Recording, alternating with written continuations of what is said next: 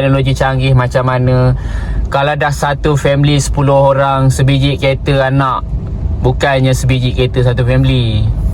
Okey, sampai bila-bila pun akan jam. Sampailah dunia ni kiamat lah, jam ni akan habis bila bumi ni dah hancur. Sampai bila-bila. Okey, sampai bila-bila. Dia menyebabkan kesesakan trafik, nampak?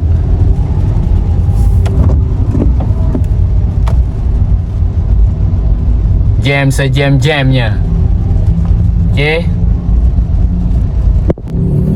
Okey, korang tengok stesen MRT dekat atas. MRT kat atas. So jam negara-negara maju seperti China, Japan, Taiwan pun jam, apatah lagi kita di Malaysia.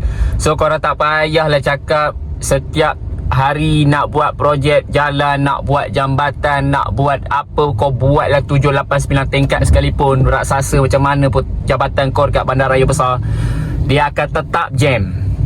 So inilah waktu kemuncak di Damansara pada jam pukul 7.11. Saya tak heran sebab jam je ni, sebab kita dah biasa. Kita tahu kat bandaraya ni memang jam. Okey, hari-hari bekerja jam macam ni. So agak orang dah biasa lah dengan keadaan jam ni, hari-hari nak tempuh.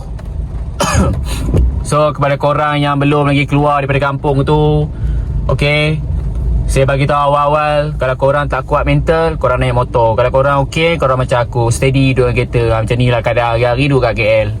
Jam. Okey. So siapa kata highway akan miskin, siapa kata Plaza Tol Plus ni akan miskin, hari-hari kutip tol. Kau bayangkan tol sehari berapa? RM2 kalau satu kereta. Kalau 1000 kereta dah berapa? Kalau 1,000,000 kereta, kau kira lah setiap tahun, every year, every month, berapa kutipan hasil tol yang mereka dapat keuntungan. Itu sebab gaji diorang CEO saja pun mencecah puluh ribu nak 100,000 CEO punya gaji. Kau tengok macam mana. So kalau korang daripada Damansara, kau jangan tersesat pula kawasan tengah belakang ni. Ini jalan sama je, tapi apa yang beza, bawah dikenakan tol, atas free. So siapa yang tak pernah lalu Damansara, saya pastikan korang jangan jumpa tol di bawah ni. Kalau korang jumpa tol di bawah ni, maka RM2.75 korang akan dikena bayaran charge. Okey, memang dia express. Terpaksalah kita nempuh jam kat sini sebab free kan. Hari-hari nak tempuh RM2.75. Bankrupt mat. Bukan kata toke balak pun bankrupt, toke sabun pun bankrupt. Hari-hari kau kena tol RM2.75. Itu je. Bukanlah aku nak membebel, tapi itulah hidup realiti. Hidup di zaman hidup keras ni. Saya bagi tahu korang, saya nasihat pada korang, usahalah selagi boleh. Macam mana kau tengok kenderaan di highway ni, macam ni lah, hari-hari jam. Kau keluarlah brand banyak kereta macam mana pun, hari-hari jam.